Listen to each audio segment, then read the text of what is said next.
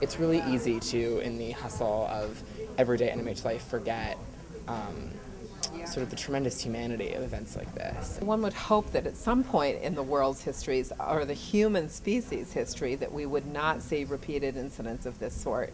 I think that the chances of us committing these things over and over again increase if you don't remember them. This week's Holocaust Colloquium is just one example of how NMH engages students intellectually and prepares them for the world's complexity. Well, it's crazy because I feel like every year I've always learned something about the Holocaust, but I've never got this much into the detail. I mean, I never knew that there was so much mail. You know, people were sending mail to their families, telling them to come help them. I didn't know this much about it. I thought I knew about the Holocaust, but I didn't until I seen this. I think it makes it so much more real, and it's so in your face, and you're forced to confront what really happened rather than just seeing it in a textbook. The week-long event included 2 guest speakers at the all-school meeting on Wednesday morning who shared their experiences with students.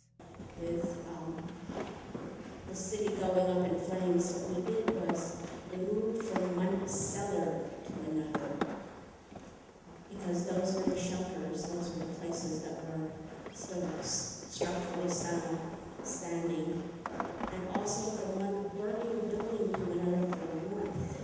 And this was one of the few things that my parents did tell me, that they would take turns sleeping with their backs to the wall from which the fire was coming. And then when they could feel the heat through the bricks, we would move on to the next standing structure. Throughout the week, the Spungen Holocaust postal exhibit was available to students, allowing them to pick up and examine the collection of 250 letters, postcards, leaflets, and other artifacts from the Holocaust. Students also had the chance to meet Hans Walter, a survivor of the Auschwitz concentration camp. In 2009, there were only 70,000 survivors left. In 2005, that number was 350,000. It's a terrible tragedy, what happened in this world, and when the survivors are gone, these pieces will tell the story. This exhibit is unlike any others in the world, where students can actually hold and touch historical artifacts. Our students are able to ask questions, are able to read, and interact with an excited expert.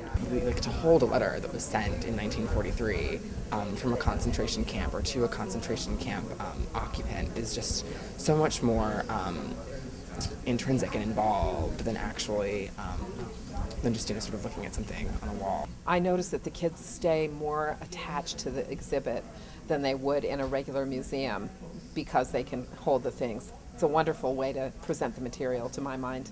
It's really hard to look at these things that people suffering touched and looked at themselves. So knowing that we're in this situation and we're so fortunate while they were so unfortunate. And when you see something like this, I mean, this helps you with your perception of people in the world, your perception of yourself. I mean, it's really important to know this information.